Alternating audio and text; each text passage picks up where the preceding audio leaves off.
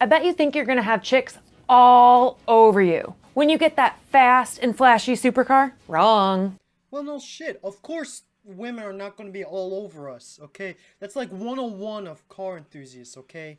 A lot of men have no idea what cars girls really like. Lucky for you, I'm gonna fill you in on a little secret. The secret is, most girls don't even fucking care. Having the most extravagant street cruiser isn't gonna win over the ladies. But then again, neither is an underpowered half electric. Who drives a half electric thinking they're going to get a chick anyway? I mean, hey. I mean, at the same time, a chick might look at that guy and say, man, he really knows how to take care of his finances. At the end of the day, the kind of car you drive shows a bit about your personality. Not always. I'm not sure what that says for Brad Danger. You've seen that 997. I think the taste police should arrest him. Whoa, arrest him? I mean, I'd be happier if they just took the thing to the junkyard, but arrest him? Come on, that's too much. If we're gonna do that, must we arrest all the people that do freaking sticker bombs? And maybe I should shut off his credit card so he can stop buying accessories for it. Maybe we should shut off your credit card so you won't go to the mall again. Driving the wrong one could have women running the opposite direction. So listen up. I'm gonna tell you the 9 cars girls hate, plus 1 honorable mention. Can we bring this back? Was that your attempt to be funny? Ugh. The Alpha 4C is definitely one of the top cars that women can't stand. This is the epitome of a car that guys think is so cool. I don't even know if girls are even aware that that car even exists. I mean, the car's on its way out the US market anyway. And as a woman, I don't even want to look at it. Gosh, but guys think it's so cool. That body design is so bad, it's like the equivalent of guys challenging each other to a push-up contest. Push-up contest. A car. Push-up contest. A car.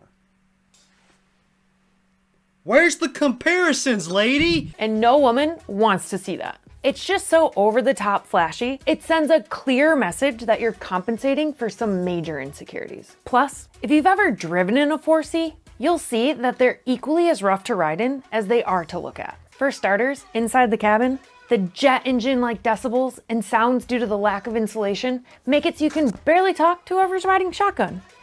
Who says that's a bad thing? Hell, I get to hear my car and ignore the hag right next to me?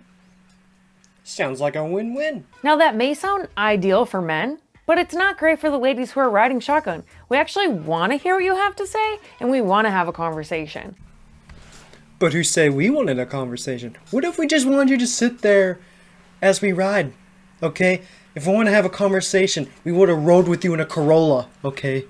So, hey, if you want to be single, maybe this is the right car for you. And let's talk about those blind spots. The blind spots in the 4C are huge. Unlike your boyfriend's dick. It's like you could have a pack of lions chasing down your car and you wouldn't even see them. That being said, the Alpha 4C is just all around awful. Shit, that side profile in black? That looks fucking sexy. But for how bad the 4C is, it's still not quite as fugly as this next car. This next car is the holy grail of hypermasculinity. If you didn't know this car was gonna be on this list, it's probably because you own a Hummer or you're thinking about getting one. No woman in the history of time has ever been happy riding shotgun in a Hummer. What do you mean? An old gym owner of our town used to drive a Hummer. And it was a woman. I see chicks in them all the time. What the fuck do you mean? Do you know one? Ever? Has any woman ever bragged about this? I just mentioned some. And on top of that, have you ever heard a woman say, oh wow, look at that guy driving a Hummer. I bet he's super secure in his masculinity. Because no one in the history of time ever thinks that in their head when they look at someone's vehicle. Hummers are overbearing, over-aggressive, and are basically a beacon to the world that you're overcompensating for something. Are you? Why does everything have to be overcompensation? Not to mention the fact that they get like 10 miles to the gallon and are extremely difficult to drive. Okay, lady, is this a video about why girls might not like a guy because of a vehicle he drives or the issues that the car themselves may have. I'm pretty sure most people came to your video for one thing and could care less about the other. Plus, I don't know what you mean. The H1 Hummer? It looks pretty freaking cool. I mean, it's like getting to drive around in a military Humvee on streets. Sure, it's not the best thing on the world, but I wouldn't mind having one. You know, get in a nice black. You know, maybe have the slow, classic, iconic design like you see in the military. Get a nice grill, fog lights. I think it'd be badass. You know, actually, you just sold me on something. Good job. Hummers are just the peak of impracticality. Note how I didn't specify which Hummer? That's because it doesn't matter. They're all equally awful and universally appalling to women. While this next car might give you better chances with a girl than a Hummer, that might go up in flames. Literally. Oh! If you drive a Dodge Neon. Dodge has had a few major failures over the history of the company. And the Neon, it sits right at the top of that list. Lady, what you mean? Why does this channel alone hate the Dodge Neon so much? The SRT4 was like one of the coolest cars you could get back then. Okay, maybe the base model?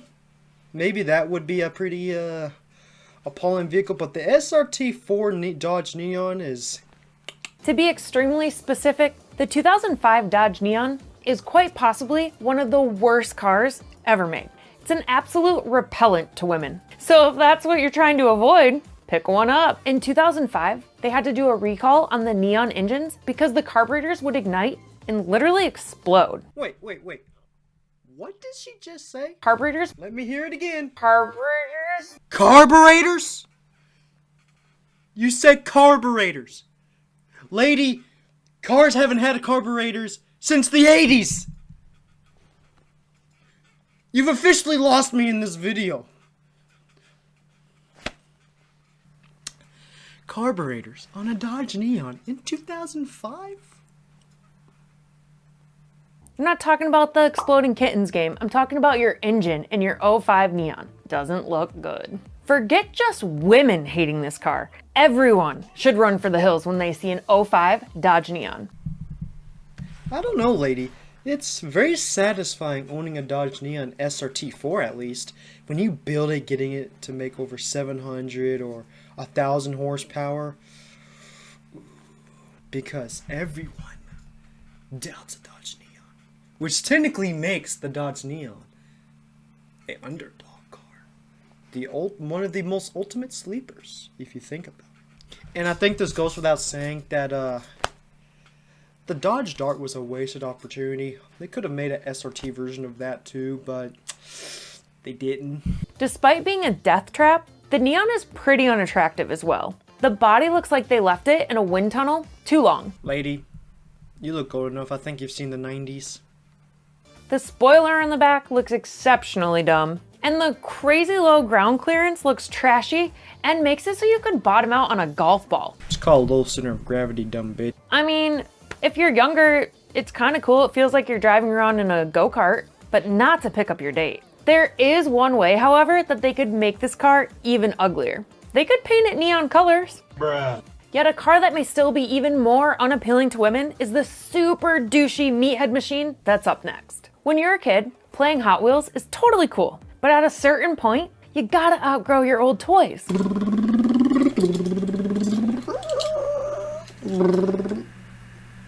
I mean, this is a further conversation for you and your mom, but you gotta outgrow them. I don't think every adult that gets a Hot Wheel is buying it to actually play with it. I'm pretty sure they do it just to collect it. Because, you know, some things can give nostalgia. And it's pretty neat collecting a supercar. The Lotus Exige is exactly the kind of overstyled exotic sports car that guys think is super sick. Sick, bro.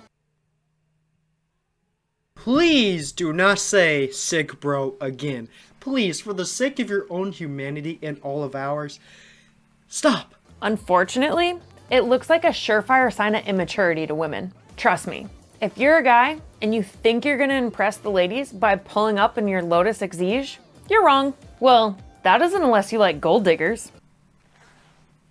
I'm pretty sure women that even care about what a person drives in the first place is a gold digger.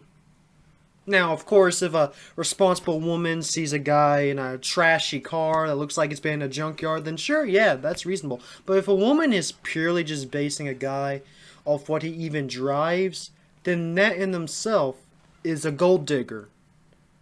Because they're looking at materialistic things that the guy have. What?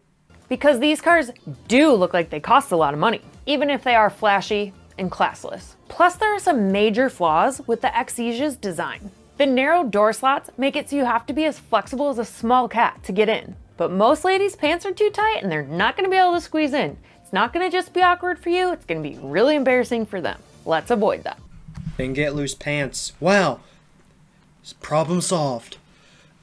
Also, the way Lotus is, they make their cars small and light and very functional. I think they also look cool too, but that's just my personal thing. But it's a lot of functionality. They pretty much made the best car they can, the smallest they can, which I think is not a bad thing. MR2 also done it. I mean... And once the ladies are inside, the seats are about as comfortable as sitting on jagged rocks. That does not sound like a car that I want to be picked up in for my next date. I'm such a queen, I have to be treated like a complete princess. Every car my husband and boyfriend drives has to be completely pristine and cushioned. One of my main questions though, is why on earth would they put a supercharger right behind the passenger's head? Can anyone explain that?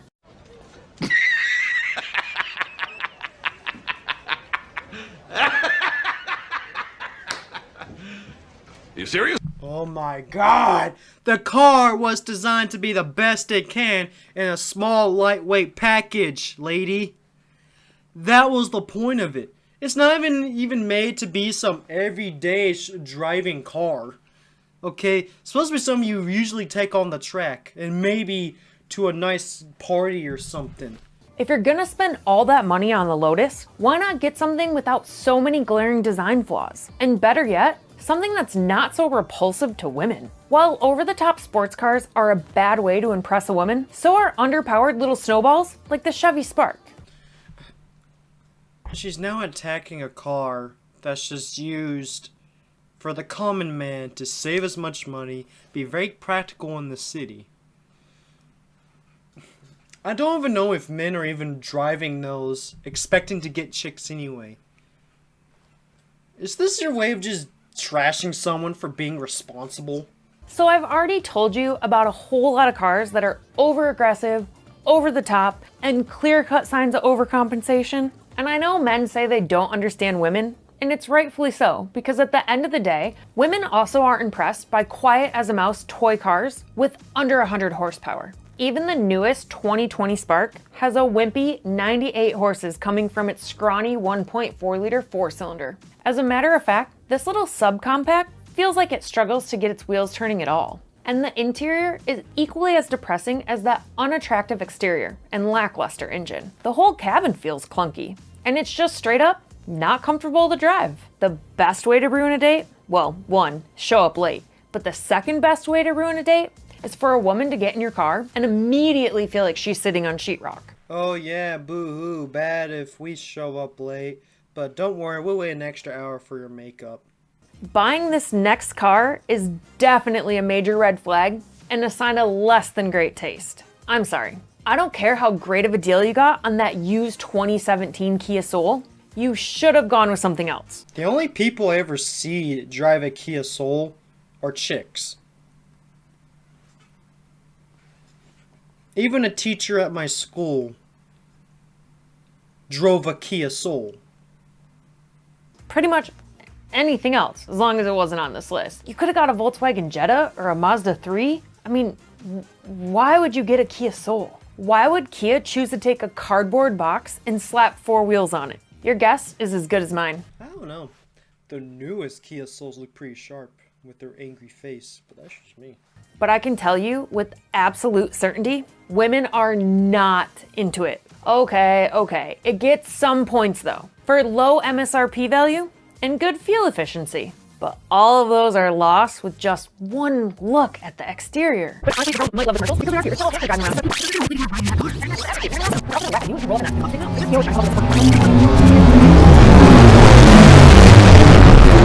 Unlike this next car, which guys spend tons of money on because they think it's gonna impress the ladies. Wrong. You might be motivated to get yourself a 6-figure supercar because you think it's gonna look good on your Tinder profile. But are you sure it's not gonna scream douche?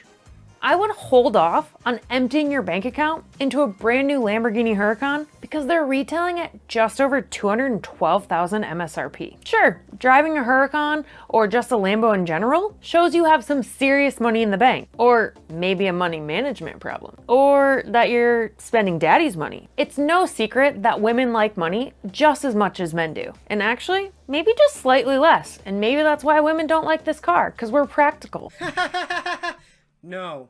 And the Huracan might be the worst of the worst when it comes to desperate to impress syndrome. It really sends the message that you need everyone to know how much money you have. You're better off going with something with a bit more class. Something like an Audi R8 with a V10 that costs less and has comparable horsepower. It also doesn't make women assume that you're conceited. I don't know, I mean, I feel like people would look at an Audi R8 and a Lamborghini Huracan just the same.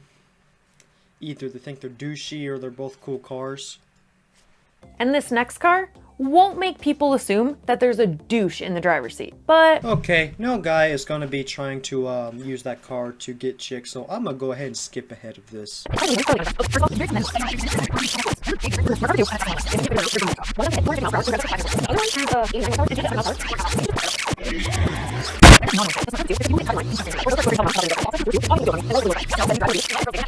I promised you an honorable mention, so here it is. The Ford Transit, because it's more of a full-blown van than it is a car. But driving one of these, especially if it's a white one with no decals or logos painted on the side, it's a horrifyingly creepy sight for any woman.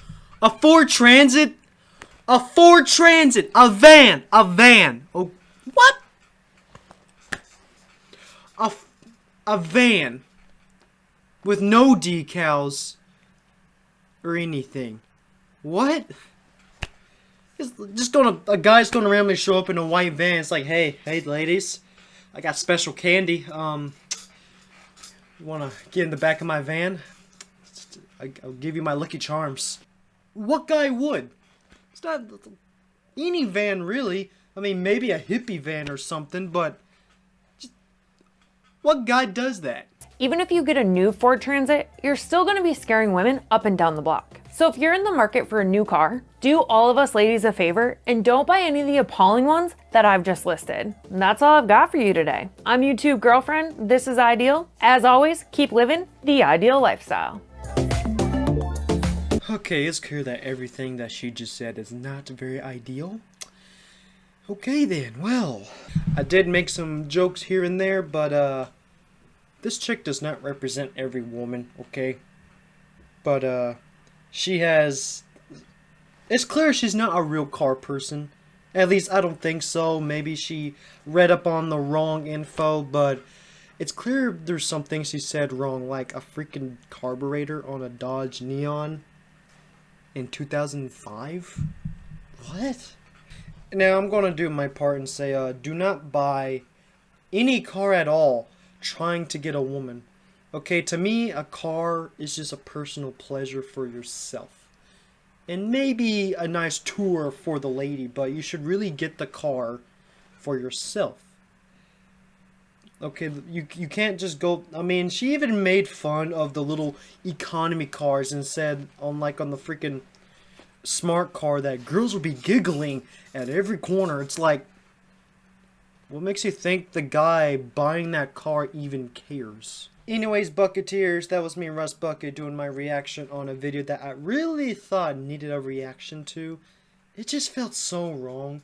But, do not go harassing this channel. I mean, to be honest, I look at Ideal, and I feel like there's a lot of bias in their videos. I'm not going to personally attack them, but I would like to see them try not to add so much bias in every video they make. I mean, if they really want to be an ideal YouTube channel for car enthusiasts, they really need to improve on that. But that's just my take on it. And of course, like I just said earlier, not every chick is like the one I just reacted to. She just seems disconnected. She seems like the stereotypical chick you see on the internet. Anyways, guys, have a good one. Honey, can we please stop? I'm getting kind of worn out. Shut the fuck up, bitch, and keep sucking his dick.